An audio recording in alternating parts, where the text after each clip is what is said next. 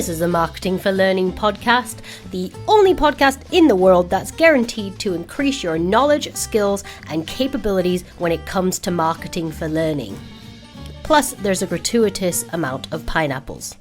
You're welcome. Hello everybody, and welcome to the 100th episode of the Marketing for Learning podcast. I know that this episode will just be like another episode for you guys, and it will mean nothing to you that we've done 100 of them, but honestly, this is such a monumentous occasion for myself and Ashley. I can't quite believe we've made it to 100 episodes. Before we launched the podcast, we talked about it for quite a while. So the fact that we've made it a couple of years down the line and 100 episodes, it's just phenomenal. And I'm so happy we are here. Especially after reading a report last week that said only 5.81% of podcasts make it to 100 episodes. So, we're part of an exclusive club now.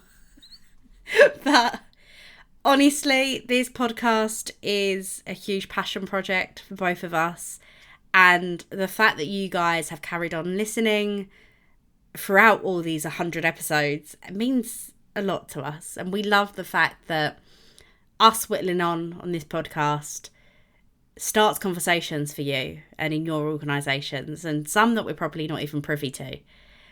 So thank you for listening. We have covered so many topics on this podcast, probably topics that when we started out we never thought we'd discuss, but we have, because you guys have helped steer the direction of the Marketing for Learning podcast.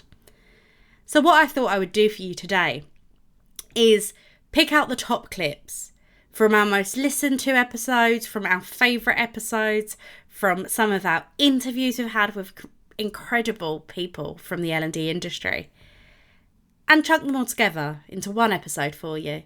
So that if you don't want to, you don't have to sit and listen to 100 episodes of Ashley and I talking and laughing at our own jokes. But if you want to, please feel free. Episode 1 is our most listened to podcast. I think most people do start from the beginning.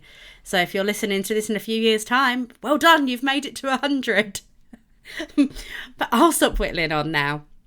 Like I said, I've handpicked these clips that I think will be most beneficial for you as an L&D practitioner and will have the most influence on your journey with Marketing for Learning.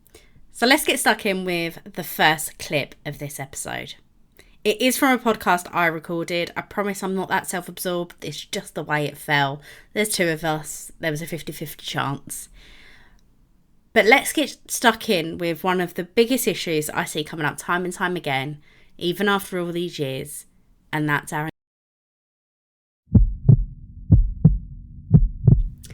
The reason I think we still struggle with engagement in L&D after all these years is actually how we think about our audiences. We think of them as learners.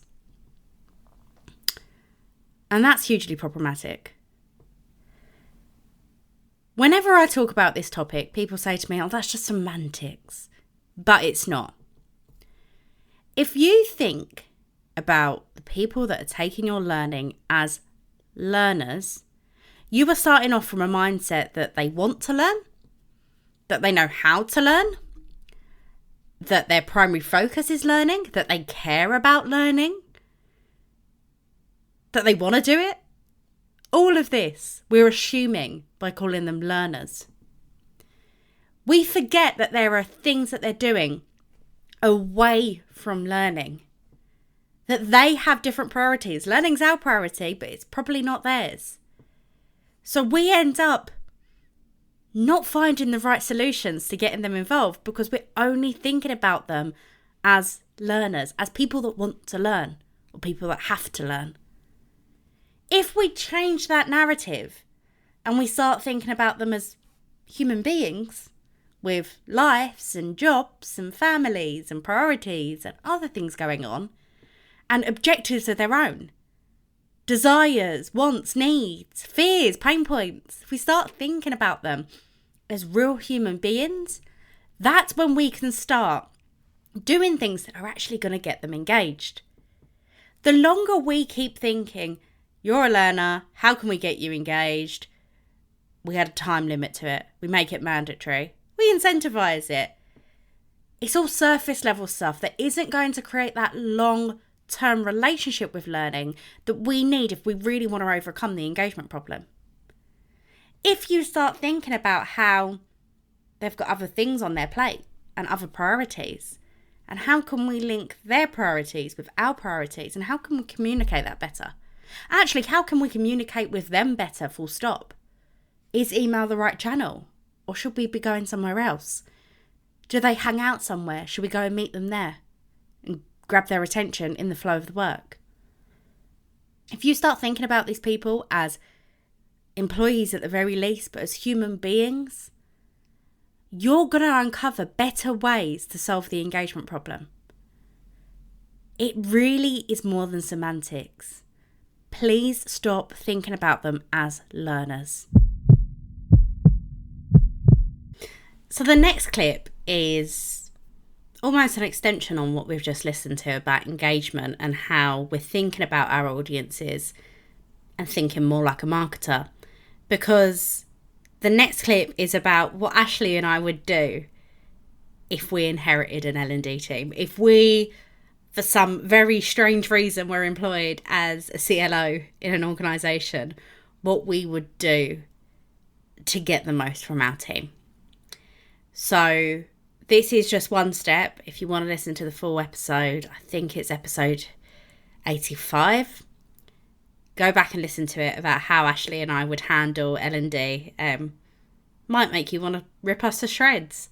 But I think this clip is very important in how your team operates and what impact that will have on your engagement rates and integrating marketing into your function. I think the next step for me would be about my team structure. How do we do learning? Are we just a content engine, mostly instructional designers and graphic designers, and we just churn out loads of content? Or are we like years ago when I did that project with ING, and we've had Al on the podcast as well, talking about how his organization transitioned from being content generators and learning content creators to purely around getting engagement with their learning. So they went from, we create a lot of learning, to actually we're really happy with the learning offering that we have and the experience that we offer. We're pretty satisfied with that. So changing the dynamics of the team, changing the skill set of the team to actually meet the need of the business, which was to get people learning. And that didn't mean adding more learning content. That didn't mean changing a learning platform. That didn't mean creating new stuff. That actually meant activating audiences using marketing skill sets and communication skill sets. So I think that would probably be my next step once I kind of understood all that landscape is, what skills do I have in my team? Are they the right people for what I'm trying to achieve? Or do we need to upskill? Do we need to look at other kind of ways to get the team up to speed? But ultimately, what's our purpose? Is it, if your team is predominantly built to create content, no surprises that the organization treats you like an order taker to build content, because that's what your team's built to do. So I think with that as well, I completely agree looking at the team. But also, we've inherited this team, haven't we? Make sure there are no artificially made silos within your team. I am so bored of going into clients, typically when they're on the training course, and somebody goes, oh, I've been doing this, and somebody that's in the same team as them, and I'm talking teams of no more than 10, not a lot of people, other people are like, oh, I didn't know you were doing that. That's such a great idea. Or worse still, they're trying to solve that same problem and you're not talking to one another. More often than not, L&D teams are really siloed within themselves. That needs to stop. If you had a marketing team that had like a content specialist, a social specialist, an affiliate specialist, like all these different people within the team, they talk to one another. But they all work towards a unified strategy, right? Exactly. Yeah. And that's going back to our, what was it, second point of defining actually what we're doing here. But make sure there's no artificially made silos within your team. So the next clip I'm going to include in this episode is from an interview that Ashley had with Nick Shackleton-Jones. And honestly, the whole episode, it's actually one of my favourites. I really, really enjoyed listening to it. But in this clip, Nick talks about some of the issues with L&D and how they quite literally don't make sense as soon as you take your L&D hat off. But Nick explains it better, so I'll just insert the clip now. I was thinking about this morning. I was thinking it's just learning and development has just been so chronically bereft of any kind of marketing that it's a miracle that we're still kind of in employment. And I was thinking, well, how would I explain that? And I thought, well, imagine that you and I, Ashley, we create a new product and it's the Dingle Goober 3000, let's say, for the sake of argument. And this does nothing for any of the customers. And we know this because we haven't bothered to talk to any of them. We've done no market research. We've done no audience analysis. We've developed no personas. We're just going to create the Dingle Goober 3000 because it's easy for us and we want to turn a profit, right? And then we create this thing and then we push it out to people. How do we do that? Is it a multi-channel marketing strategy? No, we send them an email.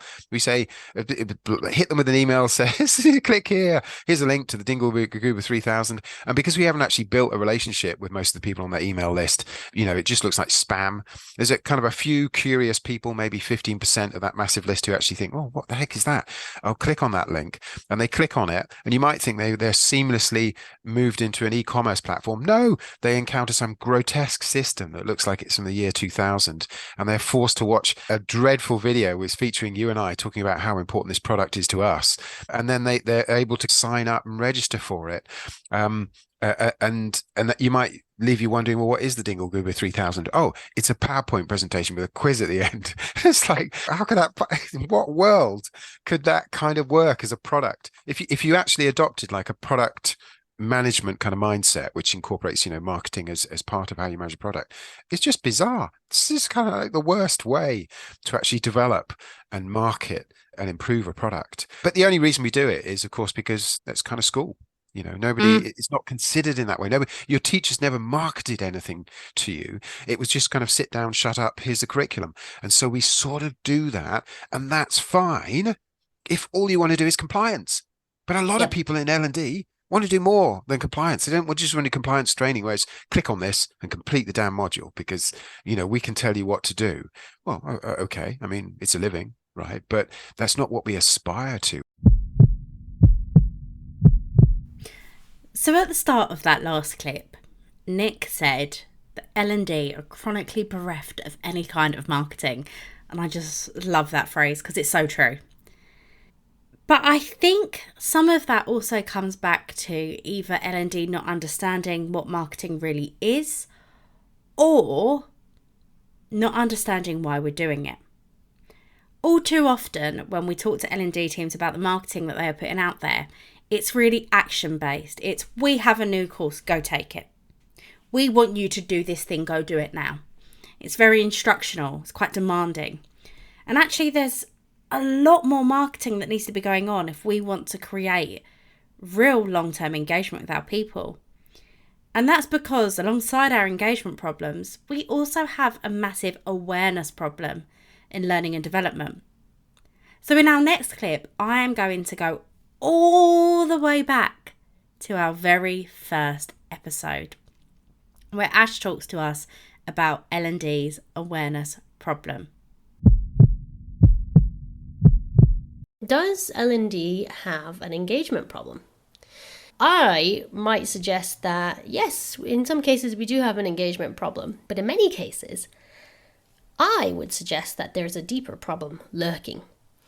And that is a distinct lack of awareness amongst your employees with regards to the learning that you offer. And that is why we need marketing. From my perspective, nothing will ever be effective in learning. It doesn't matter how much money you spend, how many new shiny things you introduce, or how much technology is involved in your proposition, if your learners don't know it exists. Fundamentally, awareness should be your primary focus. Yes, we should be focusing on getting people engaged with our learning content once They're engaged. But in order to actually get them to connect with your content and work on engagement, they need to go to the places and the spaces that you're creating for them. And they cannot do that if they don't know it exists. You know, we talk about learning culture and things like that. Again, how can you evolve your learning culture if people don't even know that learning is something that they can do at work, and that there's a wide range and a wealth of information and knowledge at their fingertips if only they would access it? You know, the reality is we are in an attention economy now. You will probably know that you're competing with Instagram and TikTok and Facebook. Is anybody using Facebook these days? You know, we're vying for our people's attention at work, out of work. It doesn't matter. They're still human beings. And we're really, really doing our best to get them to look, stop and listen. Pay attention to what it is that you're creating. But I honestly think that we're wasting a lot of time and energy on doing new stuff, innovative stuff, game-changing stuff in many cases, if we're not going to actually focus on how we raise awareness of these things to our people. You know, I've worked with a lot of in-house L&D functions. I've had plenty of conversations on the subject, and the amount of times that I have seen people announce a platform launch with a single email, or new leadership program, let's put a post on the intranet one time. This is not how we raise awareness. It is not a campaign of any kind, and it is definitely not going to build new habits with your people. It is not going to solidify your brand.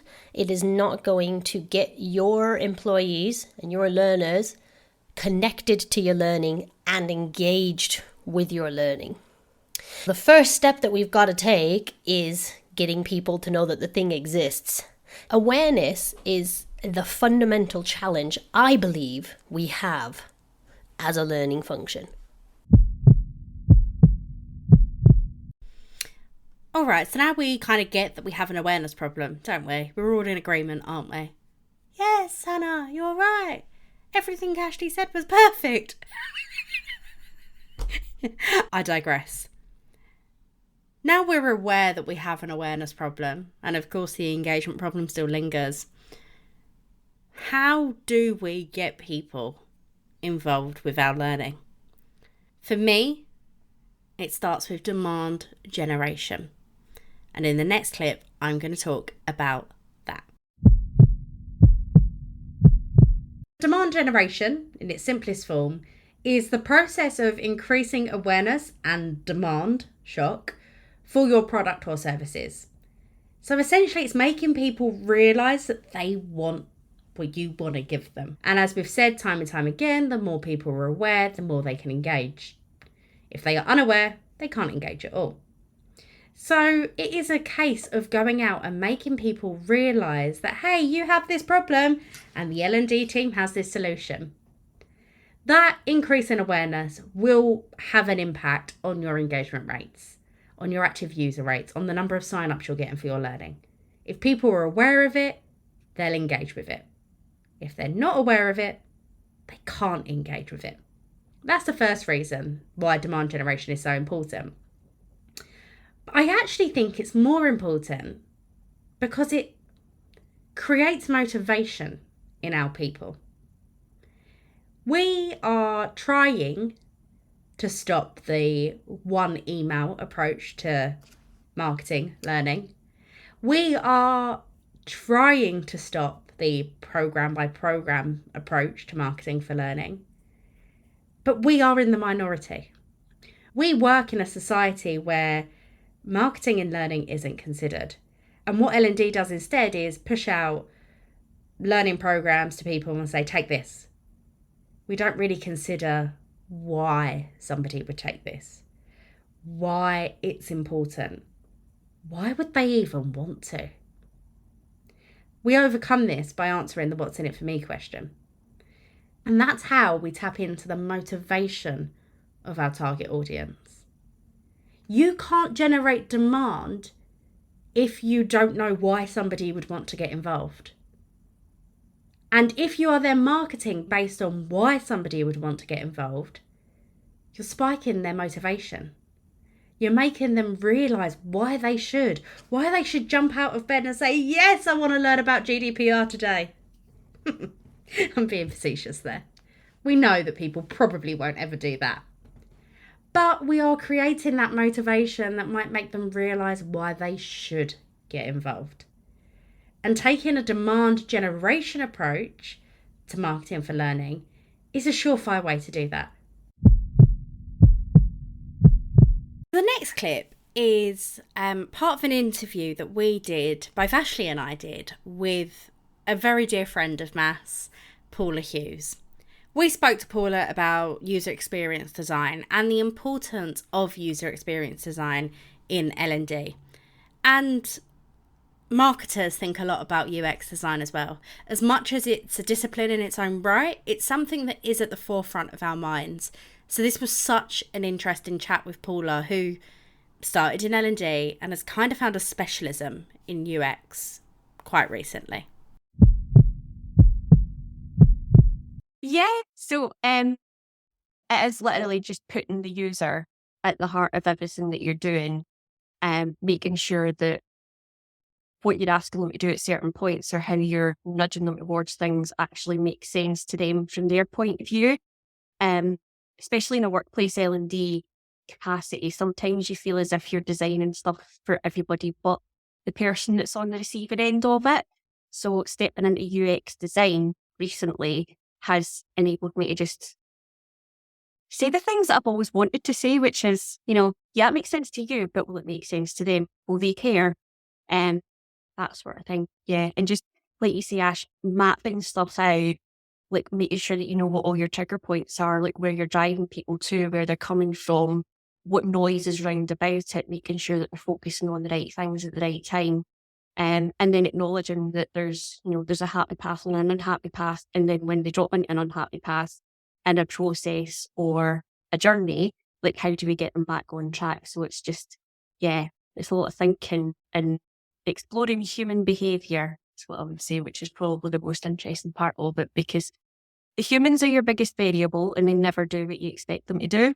I couldn't agree more. I think for me, UX design is all about that championing the end user, the target audience. So in our case, most of our listeners' case, we'd be thinking about our learners. And I love what you just said there about the happy path and the unhappy path, because so many people struggle to put themselves in that learner's shoes, don't they? They struggle to empathize, really, because we are so engrossed in our own world. So we've listened to a lot of clips in today's episode that cover a range of different areas of marketing, and I really hope it's given you a lot of food for thought. But what a lot of them come back to is mindset and what it means to think like a marketer. So for our next clip, I'm going to go all the way back to our second ever podcast episode, and actually the first episode I ever recorded. It was a conversation between myself and Ashley. You can hear the nervousness in my voice, which has given me a right giggle today. How comfortable I've become with you guys listening to me. But it's a really interesting chat we had about the importance and how to think like a marketer. Yeah, I think some of the key things that I think L&D need to start doing more of is thinking more about their learners as customers. And I do see this discourse sometimes, so it is starting to happen, but also like the amount of times I sit and say, like, you need to think about what's in it for me. Like, you need to get into the mindset of your learners. You need to think about what drives them, what motivates them, because it's not like, oh, well, the business said that you want to do learning now, so you should do the learning. Like, they don't care. Like, I'm busy. I got work to do, and then I got to go home and feed my kids and try and cram in the gym somehow. And like, your learning doesn't enter their mental discourse whatsoever. So really, if we want to enter their mental discourse, we've got to interrupt them. We've got to convince them that it is worthy of their time. Like, I actually just had a kickoff call today with a client about campaigns, and we were talking exactly about this. Like, you need to convince your learners that learning is of value to them. And you can only do that by understanding who they are, right? Absolutely. I'm on workshop 3 with one of my clients. And they're making jokes because of how often I say they have to refer back to the what's in it for me. But it's that important. We've gone through drip campaigns, writing for impact, understanding learners. And on every single workshop, I keep coming back to the what's in it for me. Yes. Your learner does not care. And as you just said, Ash, about considering your learners as customers, your learners are giving you something that's more important than money on the whole. The people that are getting it for free. Is that their time? Because I thought time was money. And time is money, but it is their time. Like, I know for a fact, if you put a boring health and safety course in front of me, Ash, I'd rather watch Netflix. I'm sorry. Because I wouldn't understand the what's in it for me. Yeah, no, I agree. I think it's a fundamental aspect. And, there are so many other components like creative copywriting, and I know not everyone's a natural writer, but, how can you write more compelling copy that actually provokes curiosity or, any other measure of things, or, even things like benchmarking and using data to understand the lay of the land. Like, there's such a fear in our industry, I think, personally, of people really assessing their performance. And, it's the only way we can learn. Did this do anything at all? Like, how can you spend hundreds and thousands of pounds on learning platforms, massive content libraries, and then it just goes out into the ether? Organizationally, I think L&D is in many cases still seen a cost center. And as long as we perceive ourselves that way, we're never going to change the dynamic of how we interact with our learners, right? No, absolutely. And let's be completely frank, it wasn't that long ago that marketing was just seen as a cost center. And there's been a real shift in perspective in the business world that, actually, what marketing can make a difference? Oh, yes, it can. Oh, and we're making a lot of return on investment here. And that's all that you and I want for L&D as well. Yeah, and making more of what you've got, right? Like, I think it's not about investing loads or getting a marketer in your team necessarily, but if you are going to spend the £100,000 on procuring a new learning platform of whatever sophistication, do you not want it to work? Okay, so we are on our penultimate clip of this 100th episode, and I'm quite impressed it's taken us to the second to last clip to talk about this, and it's campaigns. Learning campaigns is a phrase that L&D are super comfortable with, and we use it all the time. But to be quite truthfully honest, it's used incorrectly, and it's typically used to talk about, like, I don't know, one email or maybe a Slack post or an intranet post. That's not a campaign. And actually, when campaigns are done well, they have huge impact on organisations. That's why we've won awards with a few of our clients for the campaigns we've created, but they've been done properly and effectively. So in the next clip, we're going to talk about what a campaign is and how you can develop one for your L&D function. A marketing for learning campaign is a strategic, organised effort to promote learning to boost engagement. It's not one email. It's not one poster. It's not one video. It's an amalgamation of a range of tactics that come together to work in sync with one another to promote your learning offering, to make sure people are aware of your learning offering, that they're interested in your offering, that they want to get involved with it, and then ultimately, hopefully, we can instigate action. We teach that learning campaigns are made up of 6 steps. The first is always defining your goal. Your goal may be to increase awareness, or it may be to get 15% more people using your learning platform frequently. Something along those lines. It may be to increase awareness on a particular product or a project or an initiative or a program. But we need to understand what we're trying to do with our campaign. You then want to identify who you're targeting with this campaign. This is something, again, that stakeholders in L&D struggle with. You don't have to target everyone all the time.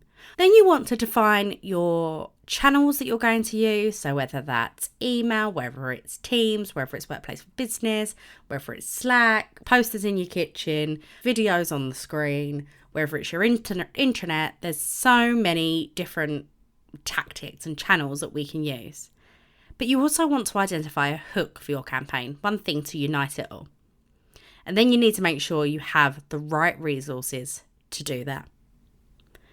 Step 5, and you might assume this would have been the last step, is to plan and execute it. Write yourself a plan, get going. Get that campaign out there. The final step is actually testing and optimizing your campaign. Every time you do a campaign, you should be learning something new about what tactics work for a particular part of your audience, what doesn't work, what subject lines work, what channels you should be using, ways to make yourself more efficient, so on and so forth. When you consider a marketing for learning campaign in that sense, I think many people would realise what's being called a campaign in other organisations isn't quite a full campaign. Often it's just repetitive noise about one topic. That's not what a campaign is.